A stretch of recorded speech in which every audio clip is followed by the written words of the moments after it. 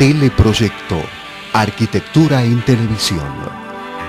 Declarado de interés nacional por la Secretaría de Cultura de la República Argentina.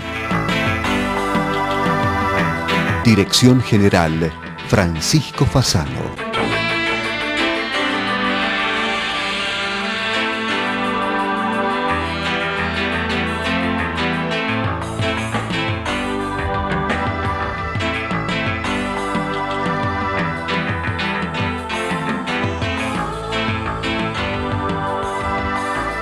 Sociedad Central de Arquitectos, desde 1886, promoviendo el ejercicio profesional.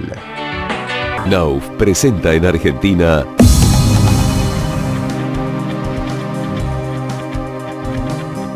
Knauf Diamant, la placa premium que resiste todo, incluso las comparaciones.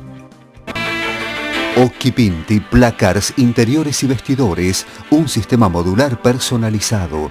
Descubra el placer del orden en Cerrito y Juncal. Occhipinti, tecnología en placards.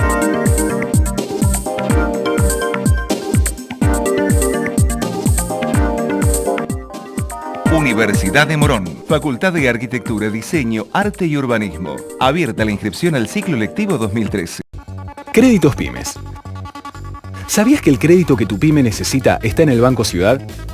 0822 20400. Ya conoces tu ciudad, ahora conoce tu banco. Banco Ciudad, te quiere ver crecer.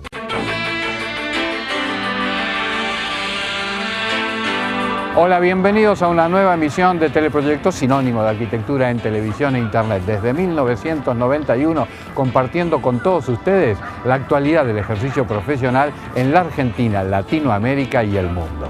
Hoy viajaremos a la provincia de Córdoba para conocer las ideas y las obras del estudio Bertolino Barrado. Serán sus integrantes, Mónica Bertolino y Carlos Barrado, quienes detallarán los ejes de su reconocida trayectoria. Apasionados en la reflexión, los temas fluyeron naturalmente, casi con la misma naturalidad con la que implementan sus proyectos en el paisaje. También viajamos a Altagracia para conocer la primera de sus obras y una de las últimas en ejecución. Comenzamos ya mismo el programa conociendo lo que realizaron para los pabellones de granja en Capilla del Monte. La intervención en Capilla del Monte, por ejemplo, que fue una intervención que por un lado fue, primero, una intervención paisajística en el paisaje natural, lo cual ya tenía algo de paradójico, ¿no? Porque decir, bueno, ¿cómo es hacer paisaje en el paisaje natural? Que lo cultivado se entendiera como cultivado y lo natural como natural, es decir, que lo cultivado exaltara lo natural. También trabajamos en el uso con especies autóctonas, muchas que ya se estaban produciendo en ese mismo lugar, otras que se empezaron a producir. Trabajamos mucho tratando de hacer ver que la calle de Ripio, que es lo que hay ahí, es propia del lugar y que no le corresponde tener una calle asfaltada en algunos. No hablo de un pueblo, hablo de una intervención de otra naturaleza. Entonces, que los árboles tienen un valor, que hay árboles que tienen tronco verde y que son interesantes por eso, y que tienen un valor per se y que es interesante exaltarlo. Entonces, lo que nosotros hemos ido trabajando en el caso concreto de la intervención en Capilla del Monte ha sido, por un lado, de lo arquitectónico, ir acompañando el paisaje e ir acompañando la arquitectura que ya existía también.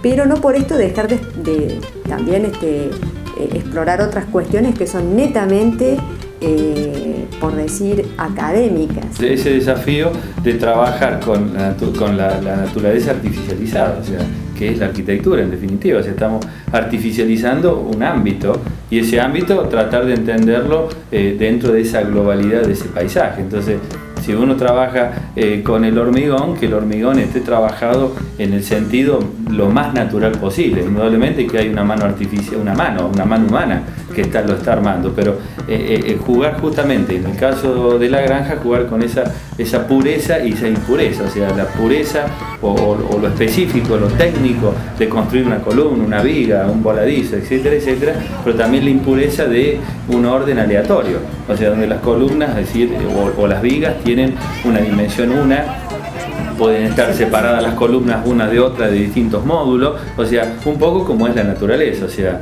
entender esa arquitecturización que uno está haciendo de un tramo, de un pedazo de ese paisaje que tenga las lógicas que tiene la naturaleza, por supuesto que antropizada. Hay aspectos que uno puede trabajar, repetición, alteración, o sea, trabajar sobre esa misma lógica. Entonces, para eso sí nos sirven mucho los ensayos previos, los ensayos que vamos haciendo previos a esto, discutir el peso de las cosas, la rugosidad de la materia, cómo se vuelve abstracta esa rugosidad. Ha pasado en otras obras también, como el Jardín Botánico.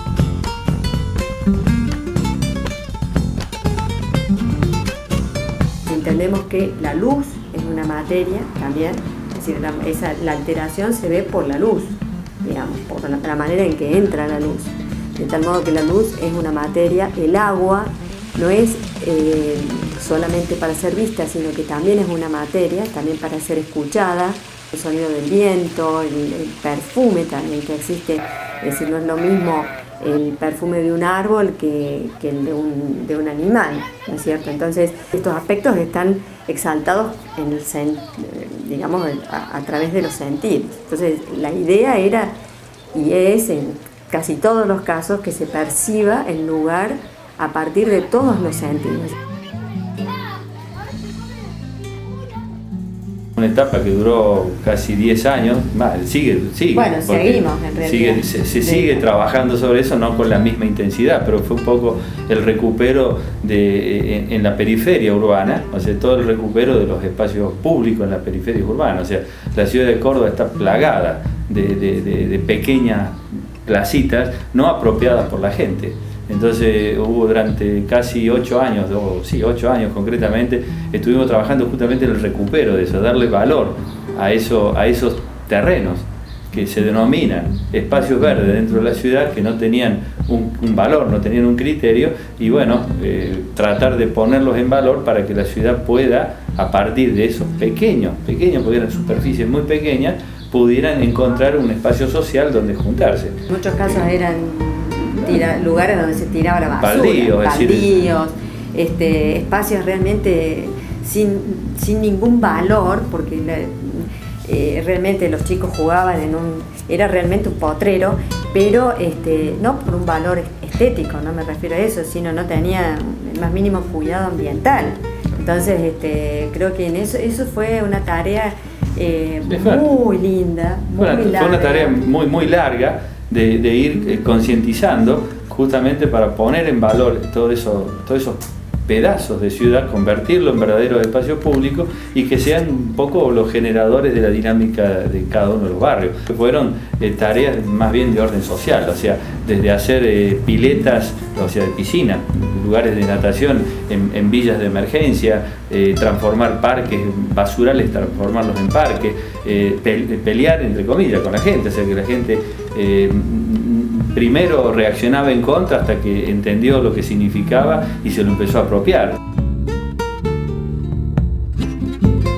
Era muy simpático, porque uno terminaba de hacer una pequeña obrita en un barrio periférico y a la semana uno veía que todas las casas estaban pintadas de colores igual que estábamos pintando las plazas. Nos pasó en el trabajo de las varillas cuando nos contrata el intendente para que hagamos todo el plan del recupero de los espacios públicos de las varillas, que como cualquier ciudad de la Pampa nuestra, de la Pampa gringa, pasa el ferrocarril, divide las ciudades, o pasan los dos ferrocarriles, están absolutamente abandonados, terrenos abandonados. Entonces nos propone que le hagamos un plan de trabajo en las varillas, de organizar todo eso, esas superficies verdes que estaban algunas usurpadas o invadidas por gente sin casa, o sea, que hacía su pequeña casa en un terreno del ferrocarril. O sea, todo un trabajo de recupero, de darle casas a la gente, y aparte de trabajar sin absolutamente dinero, o sea, pero sin dinero no, sin dinero simbólicamente no, sin dinero. Entonces había que recurrir a materiales muy básicos, y en este caso de las varillas hemos recurrido al hormigón para poder trabajar, porque tenía cemento,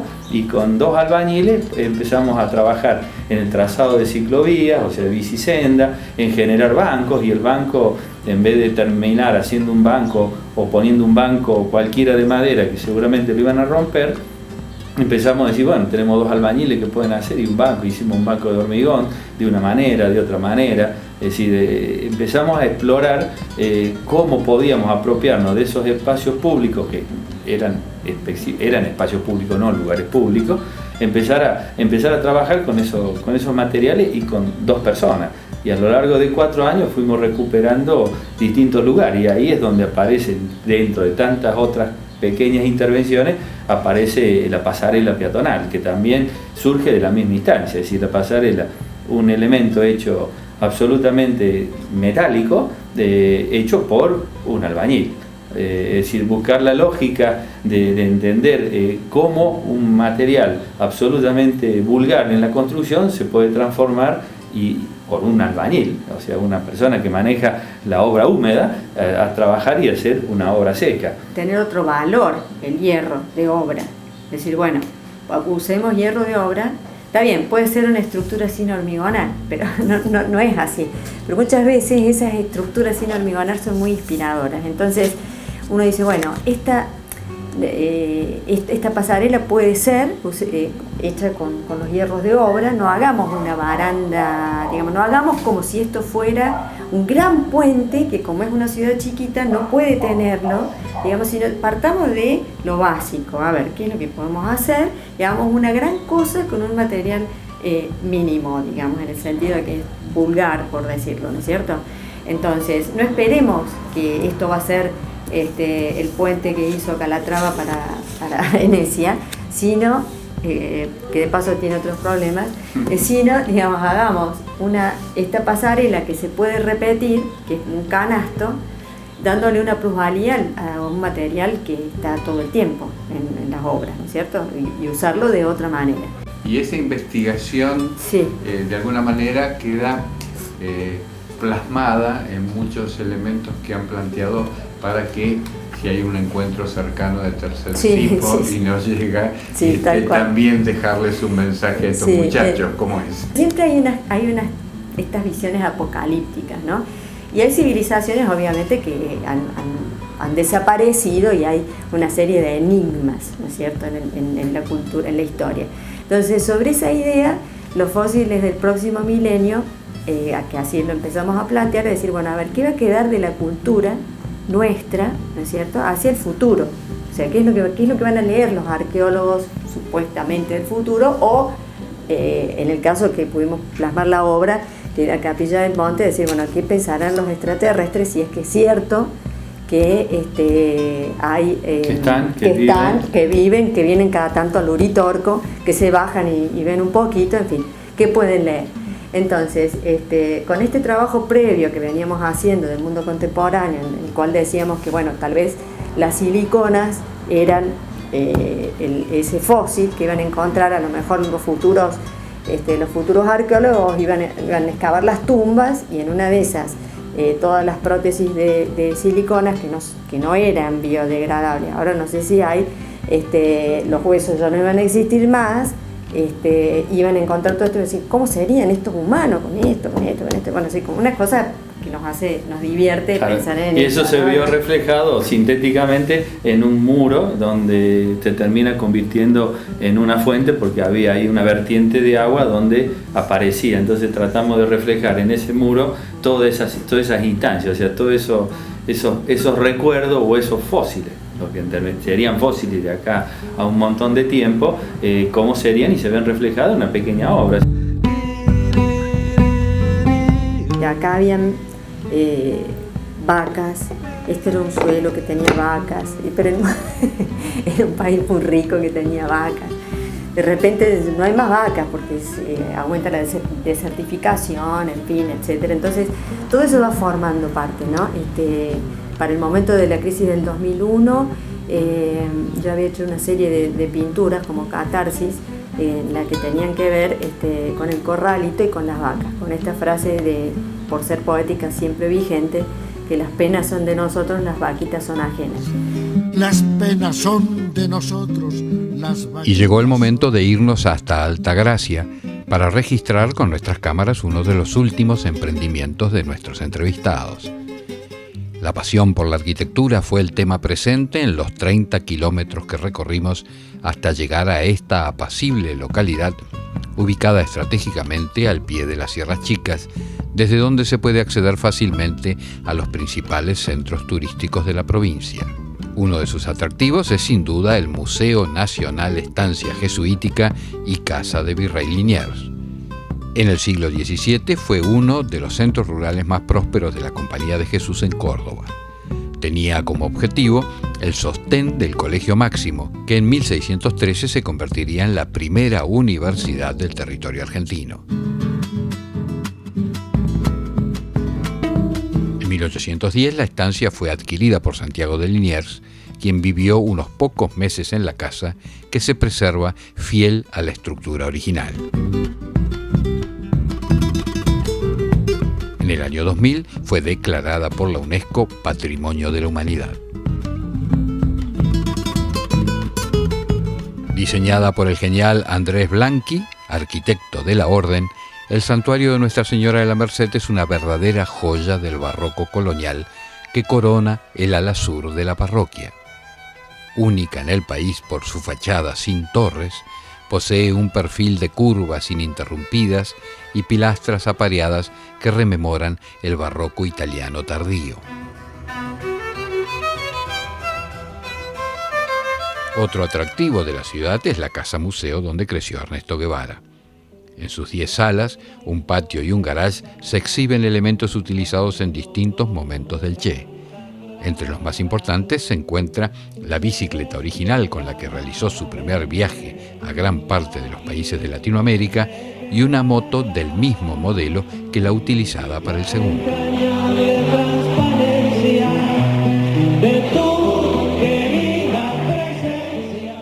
Otra vivienda en Altagracia encierra una importante historia, esta vez para Mónica y Carlos. Nos estamos refiriendo a la Casa Raúl, proyectada y construida en 1982, que fue la primera obra del estudio Bertolino Barrado.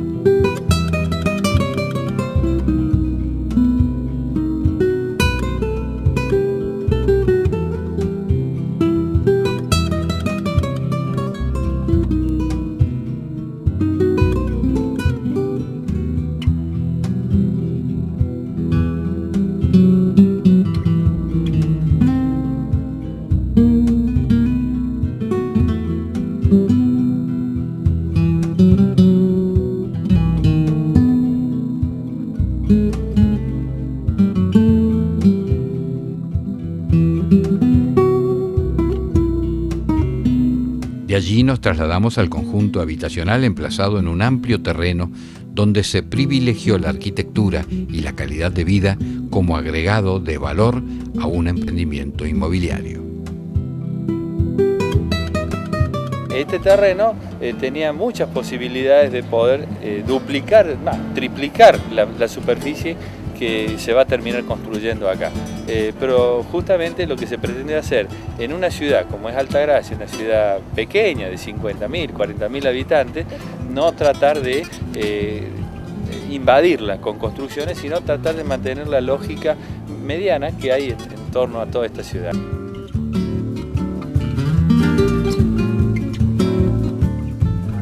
Cada casa, cada vecino entra por la vereda, porque bueno, así es la ciudad, ¿no es cierto? Claro, mantener la lógica. Mantener esa lógica. Claro, que tiene toda la ciudad, de que cada uno es propietario de una casa, a pesar de que esto comercialmente, inmobiliariamente y arquitectónicamente es un conjunto. En definitiva, son 20 unidades que están recomponiendo la estructura de la manzana, porque está dando vuelta en una esquina, en un terreno de 3.000 metros.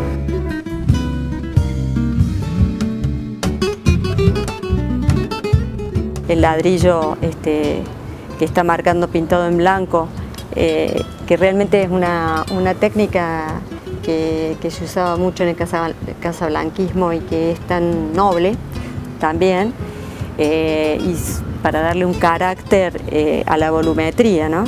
Y solamente jugar con los volúmenes en las alturas de los volúmenes que están en la misma pieza, nada más que la parte más alta o queda hacia adelante o queda hacia atrás. Eso es todo. Entonces con eso nosotros podemos racionalizar también la materialidad de la obra. Cuando uno hace un conjunto y empieza las particularidades de cada uno poner algo lo que mejor le parezca, y para darle la unidad nosotros tratamos de buscar que con el propio material pudiéramos generar los herramientas y las protecciones que son tan necesarias en este momento y fundamentalmente viviendas que den a la calle. Entonces usamos el cribado de ladrillo a modo de reja como para que permita tener cierta unidad y darle un criterio parejo y uniforme a todo un basamento. Y en la planta alta, bueno, pensamos que en su momento seguramente las rejas están diseñadas, simplemente que por el momento no están colocadas, pero la idea es justamente que con un solo material pudiéramos hacer la protección, la defensa y también permitiera pasar la luz. También registramos la opinión de una vecina. Muy cómodos. ¿Le gustan? Sí. Estos son los muy autores. Cómodos. Acá son los arquitectos autores de esta casa. Ah, hermoso. Una vez estaba un chico limpiando y le pedí permiso. Entonces los recorrí y muy cómodos, muy cómodos. Un solo detalle nomás era el piso negro. Para mí, el piso negro difícil para limpiar. Lo único, pero después, como dice... Coincidimos, ¿no? Coincidimos. Sí, muy bueno, la verdad que todo bien distribuido, los espacios y todo muy bien. Así que bueno. Muchas gracias. Sí, no por nada.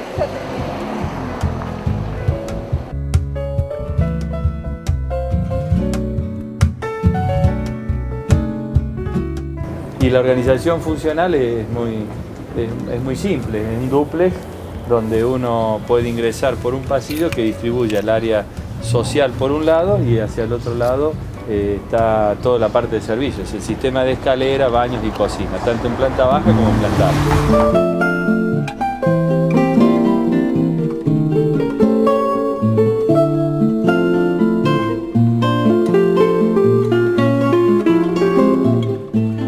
También permite que haya alguna tipología diferente, porque por ejemplo te deja liberada mucho la planta baja, entonces estábamos pensando que pueden incorporar... En vez de dúplex casi llegan a ser triplex. Claro, entonces bueno, vamos a hacer, hemos dejado algunas como triplex y ponerle alguna variante, digamos, en las tipologías, ya que son 18 más las que están acá.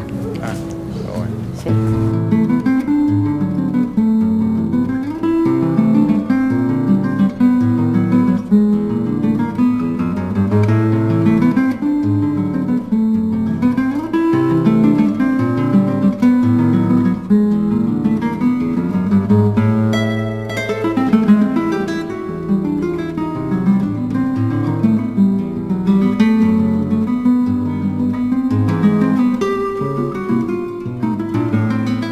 Los arquitectos nos condujeron al fondo del terreno, donde se encuentran vestigios de lejanos habitantes del lugar.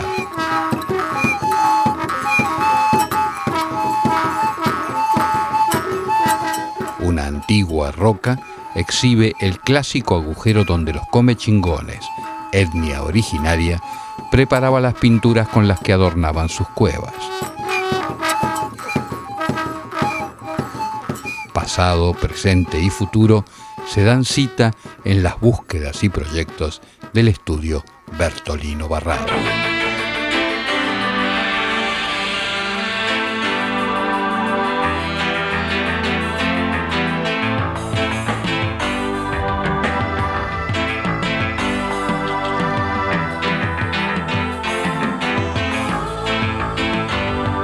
Y de esta forma vamos llegando al final de la presente emisión de Teleproyectos, sinónimo de arquitectura en televisión e internet. Esta aventura de comunicación que desde el año 1991 viene compartiendo con todos ustedes en forma ininterrumpida la actualidad del ejercicio profesional, siempre buscando una arquitectura sustentable y en equilibrio con el entorno y sus destinatarios. El estudio Bertolino Barrado es sin duda un referente de la aplicación de estos conceptos en sus obras y una profundización del potencial de los materiales aplicándolos con solvencia y expresivo diseño. Bueno, por hoy nada más. Esperamos que haya sido del agrado de todos ustedes. Por nuestra parte, nos vamos despidiendo hasta dentro de 7 días, siempre a esta misma hora, por esta misma señal o hasta cualquier momento en nuestro sitio en internet, que siempre estará interactuado con las plataformas de Facebook y Twitter. Será entonces hasta cualquier momento.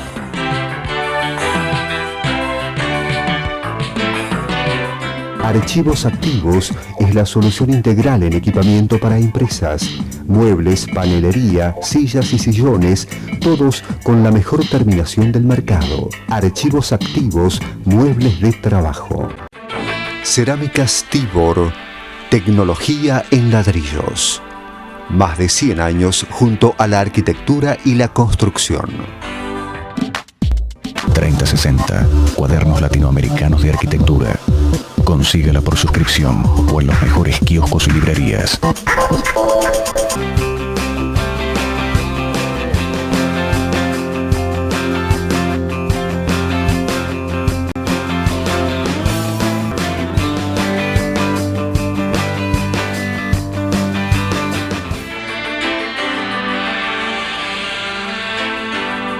Fue una producción de Teleproyecto, www.teleproyecto.com.